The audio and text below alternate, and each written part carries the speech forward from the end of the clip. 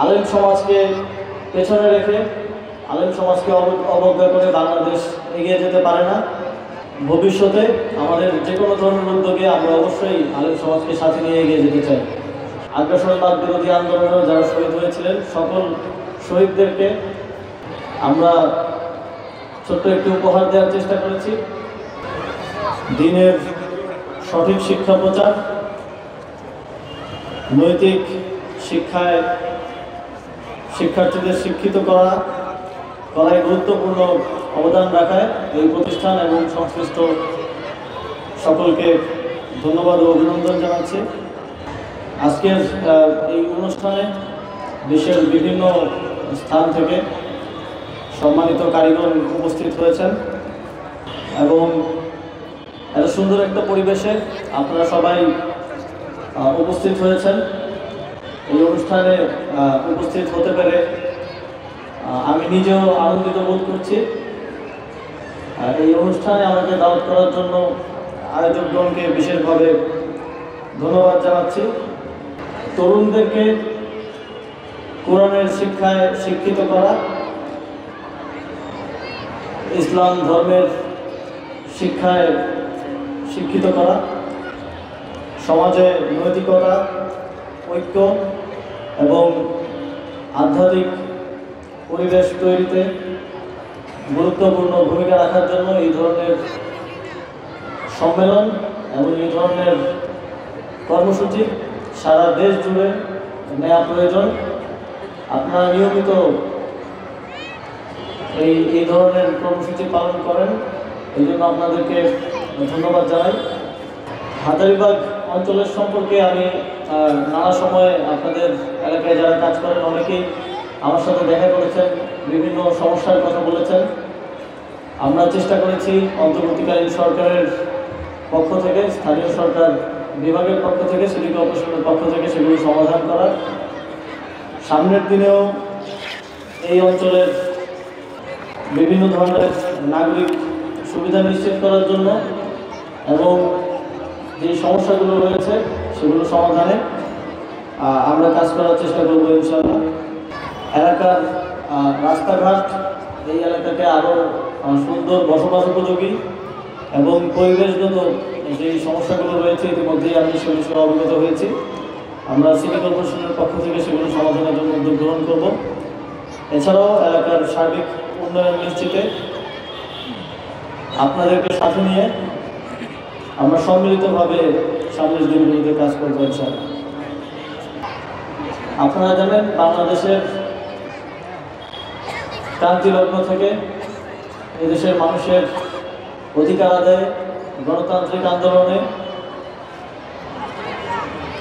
আলেম সমাজের অবদান অনস্বীকার্য।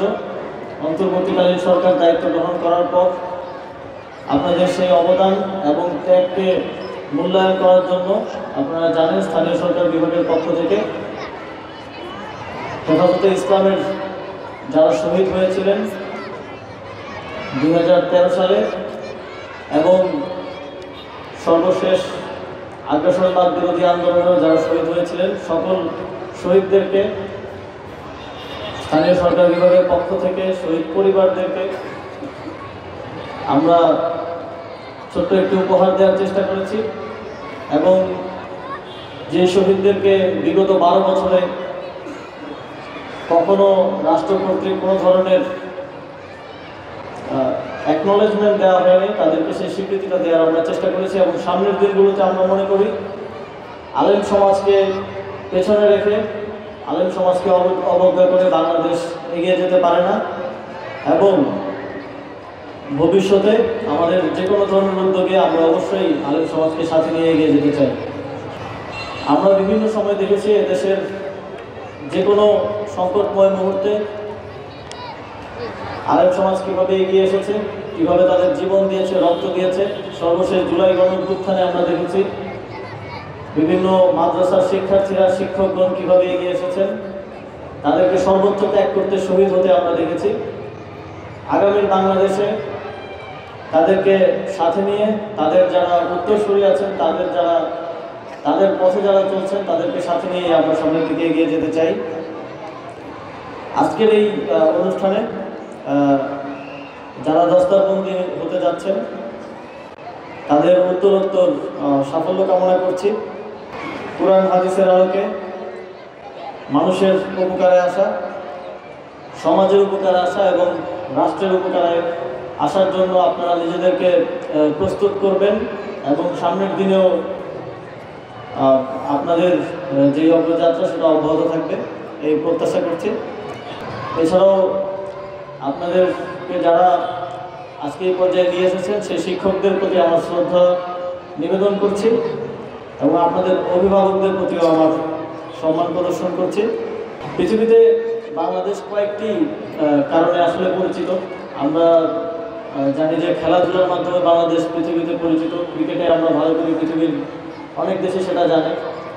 আরেকটা কারণে বাংলাদেশ পৃথিবীতে পরিচিত, আন্তর্জাতিক ক্রীড়া সম্মেলনগুলোতে, আন্তর্জাতিক ক্রীড়া প্রতিযোগিতাগুলোতে বাংলাদেশের যে কারিগর যে অর্জন সেটার কারণে বাংলাদেশ ইসলামী বিশ্বে সম্মানিত এবং পরিচিত। আজকে আমি তাদের প্রতি বিশেষভাবে কৃতজ্ঞতা জানাতে চাই, বাংলাদেশকে পৃথিবীর বুকে ইতিবাচকভাবে তুলে ধরার জন্য এবং ভবিষ্যতেও তাদের এই উত্তরোত্তর সাফল্য কামনা করি। দেশে দেশে সবার সাথে দ্য নিউজ।